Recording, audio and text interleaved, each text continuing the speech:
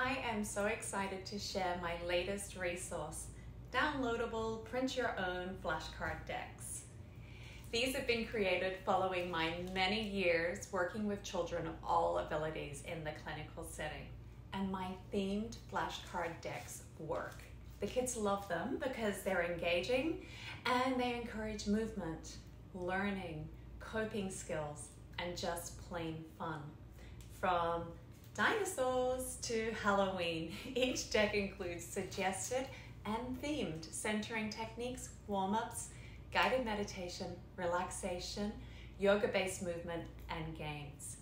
Each card in the deck includes multiple yoga-based practices to choose from, meaning you can enjoy a different experience each time you play, and there will always be something that's suitable and accessible for the child you are working with or the setting you are working in. These are highly adaptable tools, and they work in the classroom, hospital, office, or home setting. Download and print on card or paper stock of your choice and enjoy creative, adaptable, and accessible adventures for many years to come with children of all abilities and in all settings. I promise you will not regret adding a set of 2 of these to your resource collection. And keep checking in. I have created a lot of these decks over the many years I worked in the clinical setting with children of all abilities, and I'm slowly updating and releasing them to the public so that all children can benefit from these wonderful tools.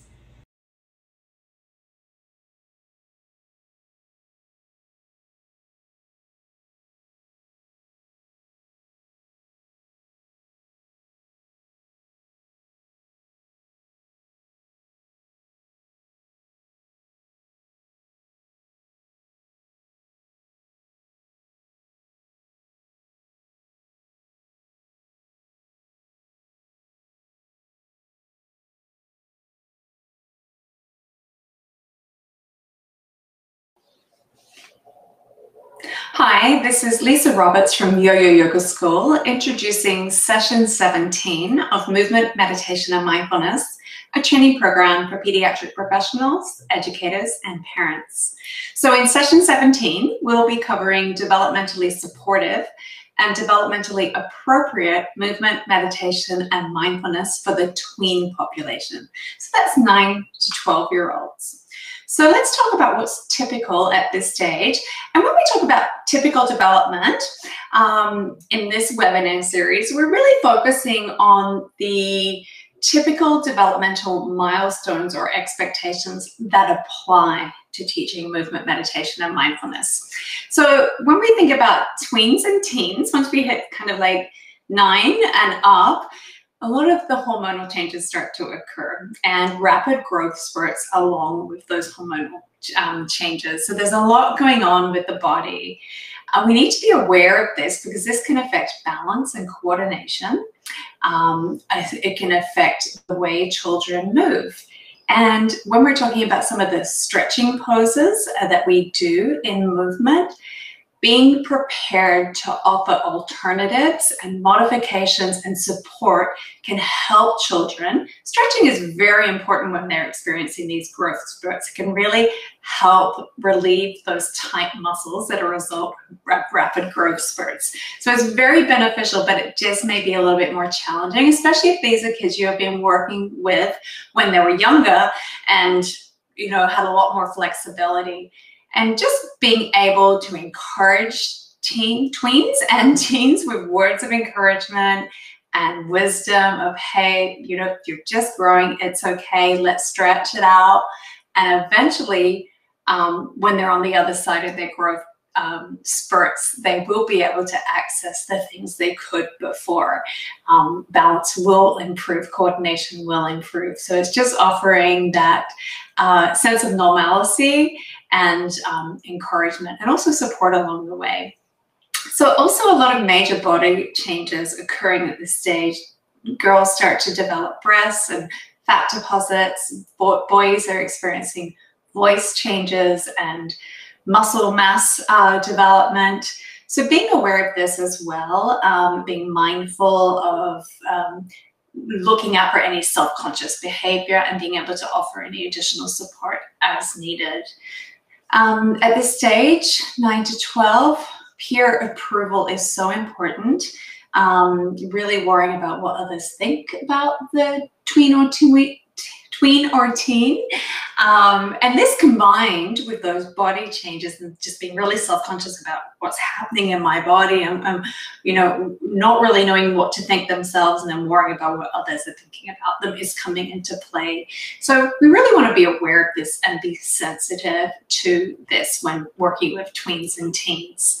Tweens can have selective attention and typically tend to be, at this stage, they're starting to become, teens are very much late sleepers, they like to sleep late, and the tween stage, we're starting to come into that. And this is simply because of all these body changes. They need more sleep. There's a lot going on in the body, and that's exhausting. So let's talk about some tips for working with teens. I'm sorry, with tweens, I'm getting ahead of myself here. We're working with the 9 to 12. Next webinar will be teens.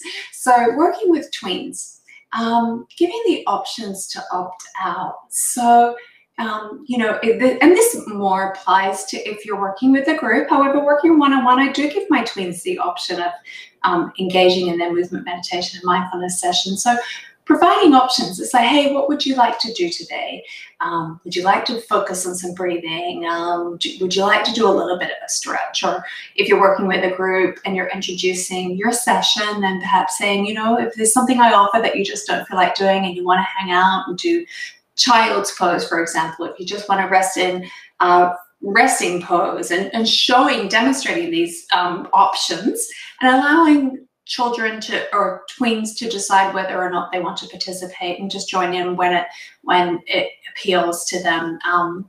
Also being sensitive to boy-girl partnering. If you're doing any activities or movement or partner stretches, you want to be mindful of the comfort level of the child or your tween.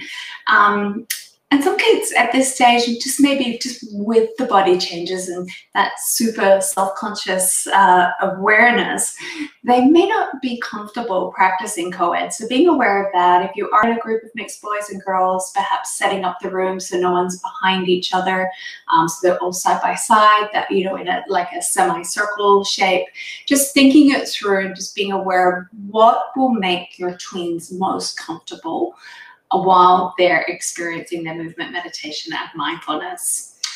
Permission prior to hands-on adjustments. Now this is important all the way through. You don't know if there's a past trauma, you don't know if there's a wound, or it's just you're coming into their personal space. So anytime you're going to be placing a hand on a child at any age, asking permission prior is very important, but especially at this age, because you really are dealing with I like to call my tweens and teens, both populations, super sensitive adults. And you want to be respectful of their space in their body, and you want to be respectful of and be sensitive to that self-consciousness as well. Now, also when I'm providing any form of adjustment for this age group, I never want them to feel singled out or like they're doing something wrong. I always just will say, you know, when I'm asking permission, also say, you know, this little change or this little modification will enhance the posture and make it feel even better. I never indicate that they're doing something wrong because I don't want to play in or add to that self-consciousness for a tween or for a teen. I like to provide examples of how the mindfulness activities can be accessed in everyday life. So maybe it's before an exam, or it's before a big game, or as my kids get a little bit older, is if you've got to ask somebody to the prom, like anything where they feel a little anxious, or where some centering or some focus-based activities will be helpful. I like to educate my kids at this stage. They, you know, explain the why behind what we're doing. Like, for example, if it's a stretch, why we're doing this stretch. Supporting the rapid growth spurts. So if they're feeling particularly tight, explaining, hey, this is just normal. And this is what we can do to modify. Well, this is what we can do instead of just holding a stretch. Here's a little bit of movement we can add in to help release that tight muscle and explain what's happening. These kids are starting to become curious about their bodies, and also the skills you're teaching through movement, meditation, and mindfulness are skills you want these kids to access throughout their life beyond your session. So if you educate the why and how behind everything you're doing, they're more likely to understand and be able to appropriately apply it to their everyday life. I love to introduce challenging, focus-based activities, challenging postures to increase strength and to boost the confidence. And of course, along the way, offering options, offering stages, and helping children to achieve each step, each stage, until they master a posture. And that is just a really great tool to boost confidence and just help these kids get through this self-conscious age. And, you know, it's this stage where we're not really having much control over what's happening with the body. So to be able to teach children some level of control through their breath, through mindful movement, can really help them through this difficult stage. And posture awareness is something that's super important, especially for this stage, because we're really getting into technology. They're using computers at school. We're using tablets. Mostly by this stage, a lot of children do have their own iPhone or their own tablet. So we're really getting into this hunched shoulders, leaning forward kind of habit that a lot of us have gotten into in this technology age. So teaching children posture awareness, alignment, where the shoulders are supposed to be, how to take proper tech breaks, and being aware of what you're teaching them. Any stretches, any practices you're teaching them, they can access on their own as they need it. And then educating, empowering, and encouraging teens. So this can be done through positive language, through offering choices, through conversation and communication. And this is just a really important element of supporting teens and respecting their choices, but also teaching children to communicate and be aware that they do have a choice, whether it's in their movement, meditation, and mindfulness practice. That's something they can take off the mat and apply to their life, understanding, hey, I do have a choice, and I am empowered to speak up and ask for a modification or a change or something different. And my voice and my opinion and what happens to my body does matter, and it is my choice. So these are all very, very important seeds that are being planted via the way you teach your movement, meditation, and mindfulness to the tween population. So a recommended practice time, I tend to do 30 to 45 minutes of movement and up to 15 minutes of deep relaxation or meditation. Developmentally at 9 to 12, this is absolutely appropriate. And I believe, just based on all of those changes that kids are going through, absolutely necessary. And when we think of tweens and teens, they're busy. There's a lot going on. And a lot of information comes to them so quickly through technology and through their phones and through their tablets.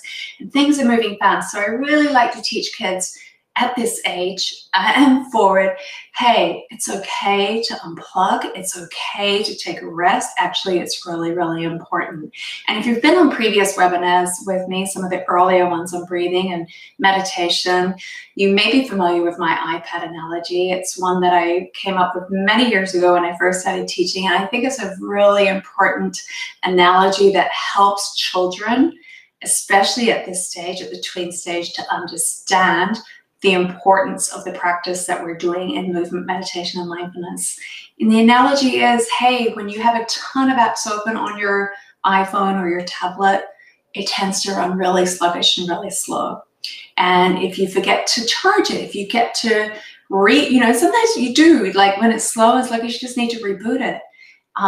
If you don't charge it, if you forget your charger and you keep using it, the battery dies. And we're no different. We have tons of different apps running all at once. So it really helps us to close each app down, unplug, take a rest, plug back in, recharge, reboot, and then we feel much better, and we run, just like our iPads do, much better after we've had that reboot and recharge.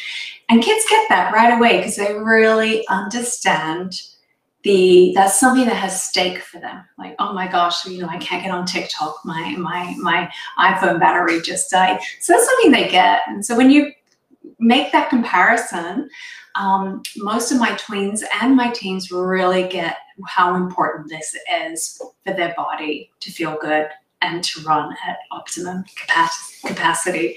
So let's move on to contraindications. We really don't have a lot of specific ones, and we've actually already covered them. The tight muscles from rapid growth spurts, and then the lack of coordination and balance can be, can result in injury. So you want to be really mindful of that.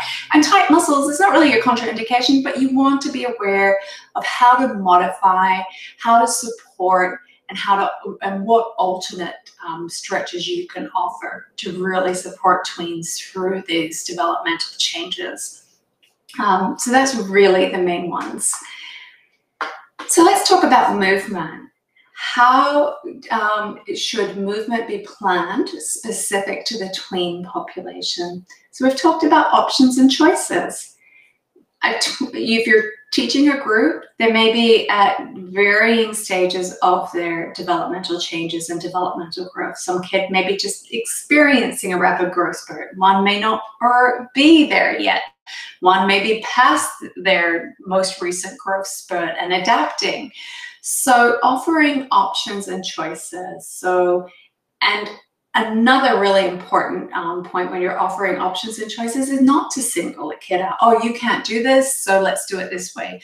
I like to just say this. I'm going to show you 3 different ways. Here's a couple of modifications. Find the one that works for you, that feels just right, where you can breathe easily, feeling a nice stretch, but you're not forcing it, and that's where we'll hold it. Always communicating, always checking in, I'm always watching, because there may be that shy child who doesn't speak up, or the kid that thinks they really need to push further. And I'm going to show you also in just a moment how to teach children to use the breath, which we've talked about in previous webinars, but the importance of that for this age, how it can really help when there are tight muscles or is some resistance, how using the breath can really change a stretch, make it safe, but also make it a lot easier to access. So be aware, educate yourself on appropriate adaptations and modifications and how to offer support in different ways. A lot of that comes down to props, and a lot of that comes down to the knowledge of the basic stretches that you are offering. If you go back to previous webinars, we do have a great one on props and equipment and how to use ultimate props if you don't have traditional yoga props. And we also have the whole series on yoga-based postures and stretches.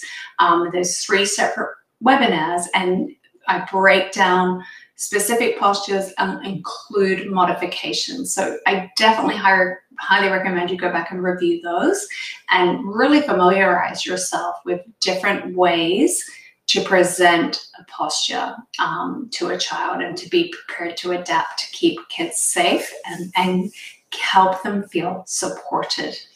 So utilizing the breath for movement and stretching, I'm going to move the camera to a full body view and show you in just a moment. And again, I've already touched on this, educating your tweens and explaining the why behind movement offerings. So maybe it's warming up and the importance of that. Maybe it's stretching. Maybe it's specific stretches. Hey, when we do this one, you're really, helping your posture alignment. This is really good for that. This stretch is really good for expanding the chest and correcting rounded shoulders if you're been slumping, if you've been over your computer for a long time. This is a nice stretch to counter that. Or maybe it's, hey, when you do this stretch, this really helps with relieving low back pain, or it stretches out your low back, or whatever it is, fill in the blank. And again, that comes down to you doing your research and having your knowledge and knowing what you're teaching. So it's not just the adaptations for the stretch, but the why behind the stretch as well, or the practice, the mindfulness practice or meditation or whatever it is you're teaching. So being as knowledgeable as you can be helps you better support the child. So I am just going to flip to a full camera view. And just bear with me for a moment as I move the camera. to the yoga mat. So we have it right here. Okay. So I'm going to demonstrate a seated forward, a seated forward fold. So I'm finding my sit bones rooted down into the yoga mat. My feet are flexed, my hips, knees, and ankles are aligned. And you can see this and many other poses if you review those previous webinars that I mentioned on basic yoga postures. There are 3 of them, 3 full webinars that go through a lot of basic postures. But I'm going to do this cold. I have not stretched today. I have not practiced yoga. The only thing anything remotely related to exercise I have done is walk the dog. I haven't had time. I've been working all morning and have been in meetings all morning. So I'm very tight already, I know that. So I'm going to demonstrate this cold. So I'm just going to go into this stretch without using my breath. And you can see how far I've gotten. I've not gotten very far. So now I'm going to do it using my breath. So I'm going to breathe in. Remember, we've talked about breathing in, we're creating length and space. So I'm finding my alignment, finding space. And on the exhale, using the exhale to move into the stretch. Already I got a little bit further. And now I'm going to use the breath to see if I can go deeper. I'm going to breathe in, length, and exhale. So you can see in just 2 breaths, I almost got my face to my shins.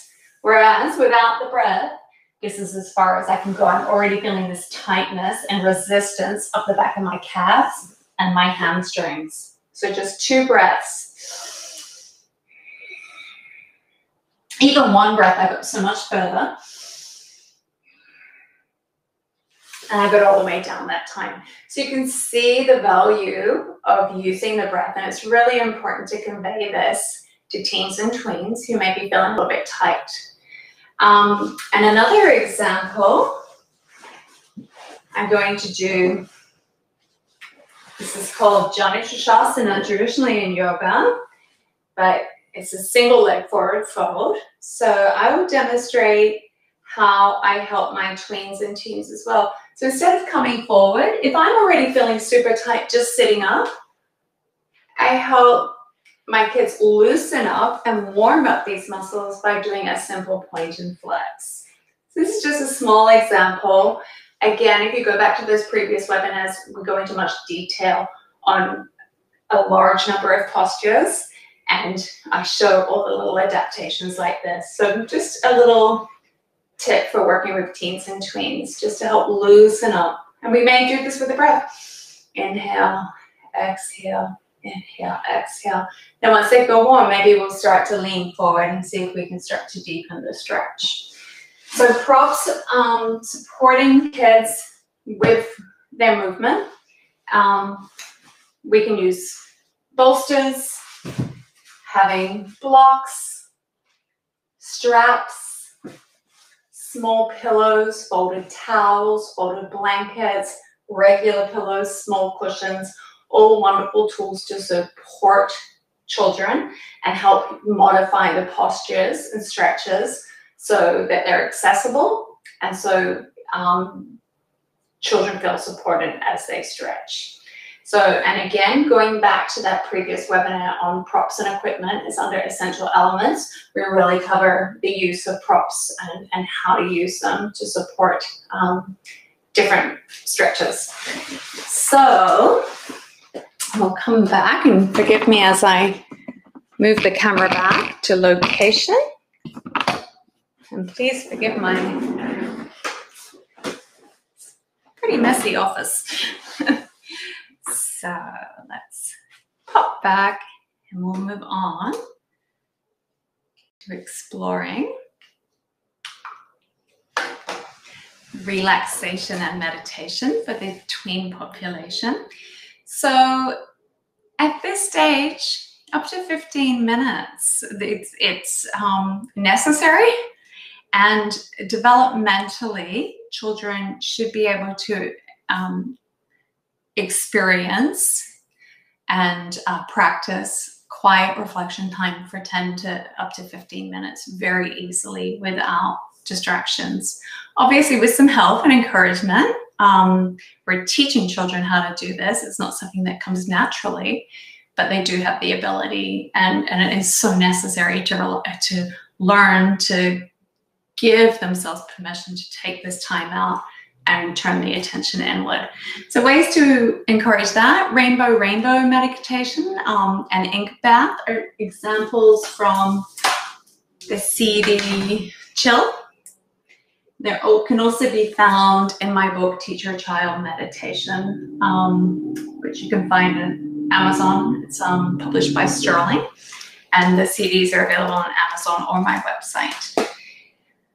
Color breathing is another wonderful progressive relaxation technique to teach, to help teach relaxation for this age group, and that can be found on Chill 2, which is also available on my website or on Amazon. And again, just finding what resonates with a child. Maybe it's something that you theme around something that they really like.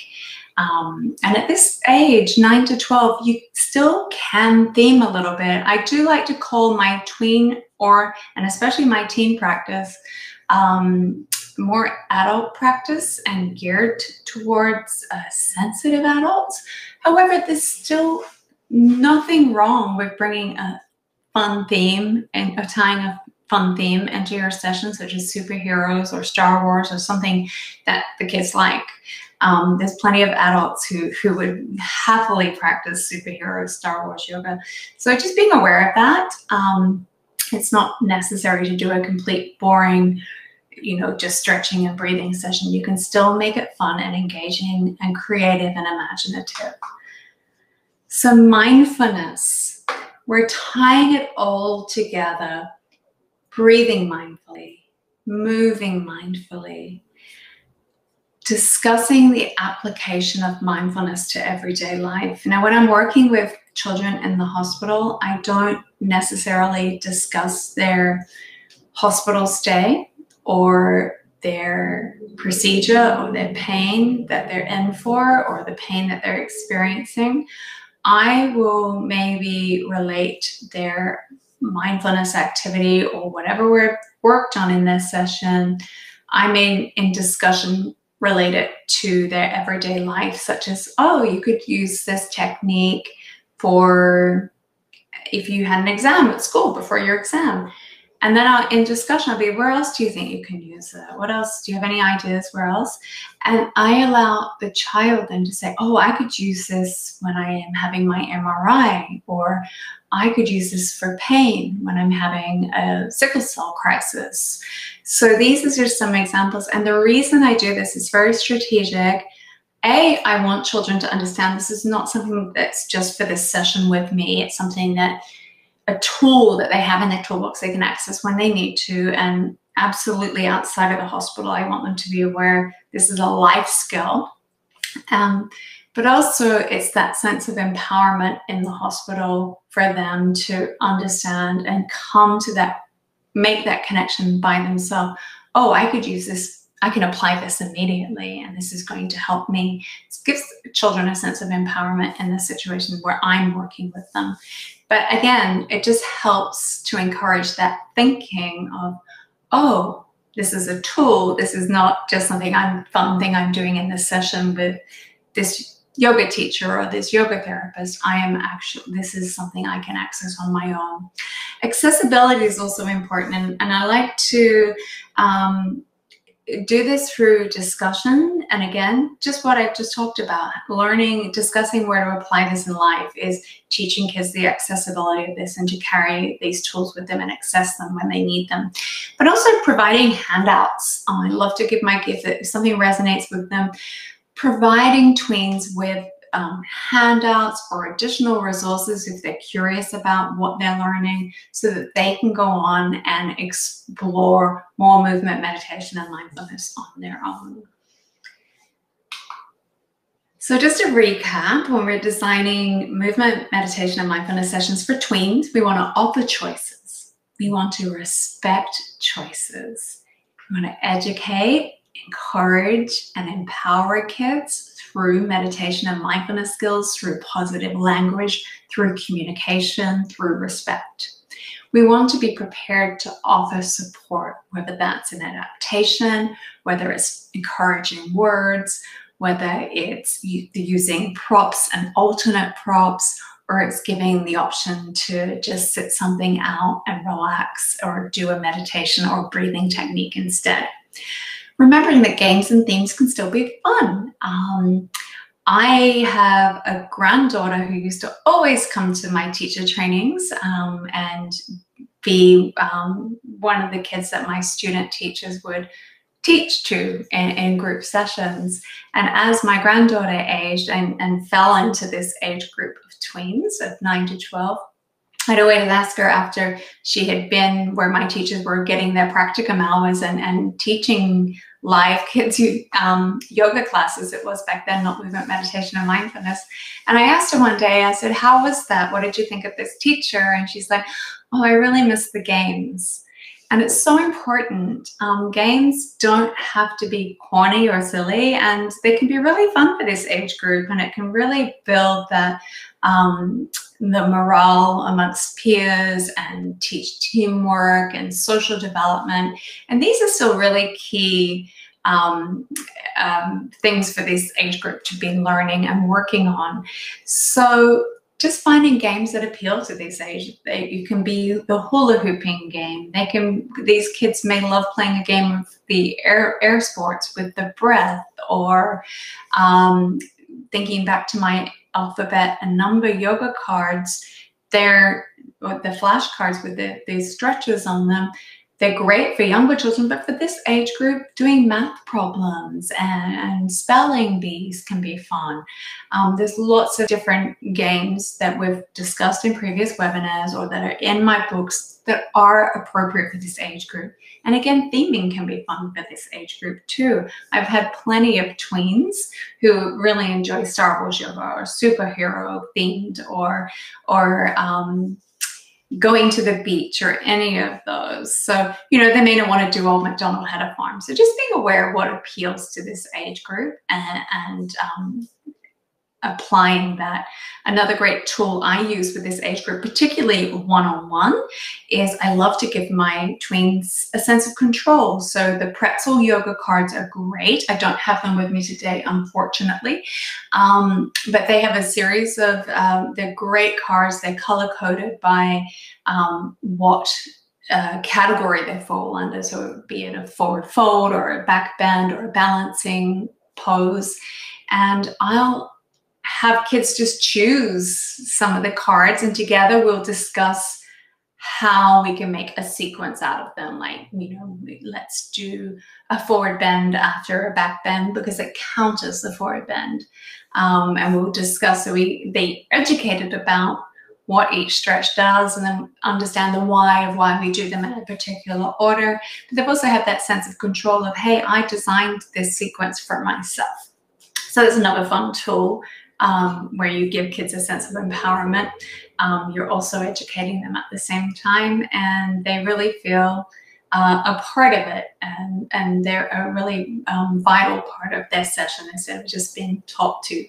So music choices for this stage. As I start to work with tweens and teens, they tend to like pop music. That may not be conducive to relaxation sometimes, and sometimes you've got to be aware of the message in the song and perhaps even some foul language. So how do I counter that? I find clean language versions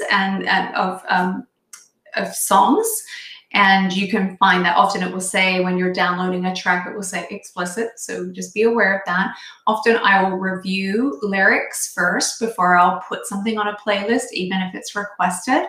If it's something that's not exactly appropriate, or if it's just too upbeat and it's not so relaxing, I will find instrumental covers of that song. And that's usually what I tend to do because I find lyrics can be distracting. So instrumental pop covers of pop songs, mellow, mild pop songs with positive messages.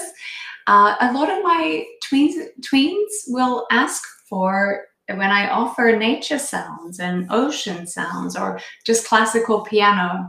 And even this age group and all the way through to 20-year-olds, you know, who love Disney, love my Disney instrumental soundtrack.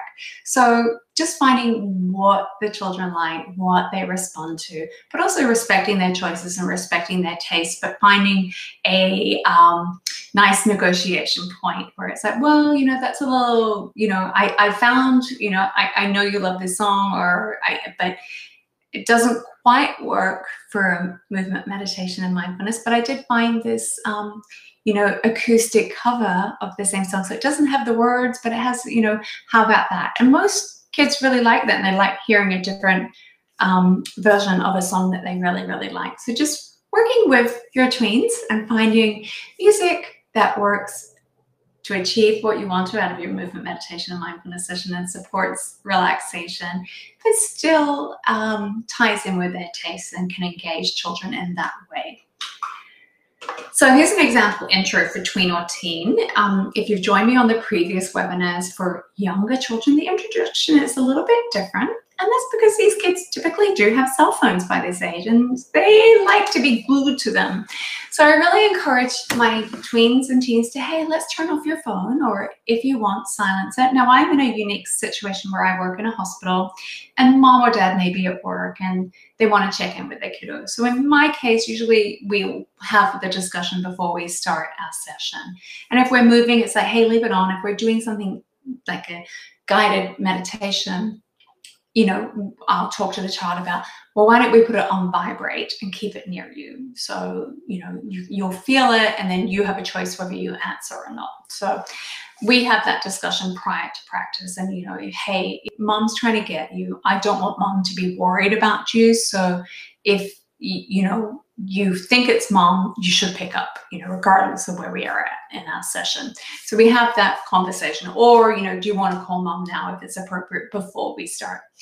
Whatever it is, every situation is unique. So I couldn't cover every possibility, but it's just something you want to think about as you're introducing the session. But for a group, it's, hey, let's turn our cell phones off or silence them, pack them away from the practice area so we have no distractions and we can really focus on ourselves and giving us ourselves this very special gift of relaxation. We are all unique. Only you are in your body. So only you know how something feels. So just because I'm asking you to do something doesn't mean you have to do it. If it doesn't feel right, just flag me down and we will work together to find an alternate pose or a way to use a prop to help support you so you can access the stretch or whatever it is we're trying to do.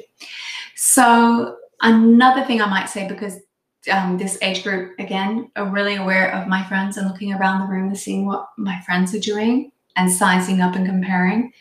I might also add here, hey, we're all unique. Our bodies are all different. Our bodies have had different experiences and different challenges, and that's okay. So how we move or how we access a stretch may look very different from one person to the next, and that's very normal and it's okay.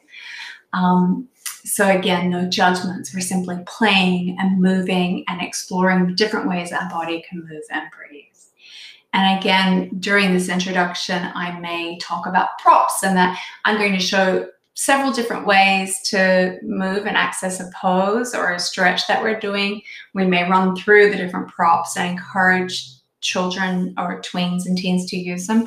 I've taught adults who think that using props shows that they're a beginner or that they're weak, and I always tell any age that I'm teaching when it comes to props, it's like only professional, advanced super yogis will use a prop in a yoga practice or a prop in a movement practice because they're aware of their body and they know what their body needs. And usually wording it that way, people, oh yeah, I can do that. I know, I'm aware. So it's usually through ignorance that we think that props are, you know, a beginner thing. Props are tools and they help to support you and enhance the posture and stretch and help you eventually deepen your stretch and get a better experience. So they truly are for people who are aware of their body. And when you flip it that way, They're not as intimidating, and also they're not viewed as a sign of weakness or an inability to do something. So that's just a little ego trick that I like to keep in my teacher's hat. So let's look at a sample lesson plan. So if you look at your screen, we have this is called a tween and teen class, and it can be pretty interchangeable. This is just a very general stretch. It doesn't have a theme. I just want to take you through it so you just see how we do a nice full well-rounded stretch, but leave plenty of space for warming up, some gentle stretching, and then plenty of space for some nice passive supported, deeply relaxing stretches as well to help support these rapid growth spurts and body changes. So props, we have a Hoberman sphere, bolster strap, eye pillow. You go back to the prop webinar, you'll see alternate props that you can use if you do not have access to these. So in our introduction, we'll introduce what we're doing, what to expect, and then props and breath. So what I just showed you, I love to demonstrate that seated forward fold because I think it shows so clearly how helpful the breath is. And that's a great way to demonstrate to tweens or anybody you're teaching, hey, this is how you use the breath, and it really does work. And again, just that reminder of the breath. We're expanding on the inhale. We relax into the stretch on the exhale. We find alignment on the inhale, and then we maintain that alignment as we relax into the stretch with the exhale. So the mindfulness component of this can be connecting to the breath through something like the Hoberman sphere. So we're starting to see what linking movement to breath looks like, that mindfulness, being mindful of each breath and beginning to be able to sync a movement with that breath visually.